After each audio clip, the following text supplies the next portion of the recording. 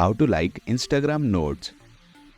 Hey there, welcome to Insightful Tutorials. Meta has recently rolled out a new feature where you can now like Instagram Notes. Yes, you heard it right. Without further ado, let's learn how to like Instagram Notes.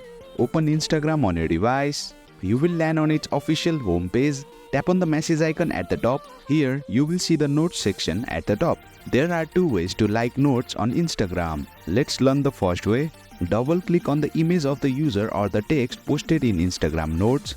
Then that note will be liked. Once you like an Instagram note, you will see a heart icon at the top right corner of that note. Let's learn the second way. Single tap on the image of the user or the text posted in Instagram note. You will see a few more options like replying to notes and also a heart icon next to it.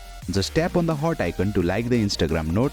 Keep in mind that if you like Instagram note of someone, then they will get notified that you have liked their Instagram notes.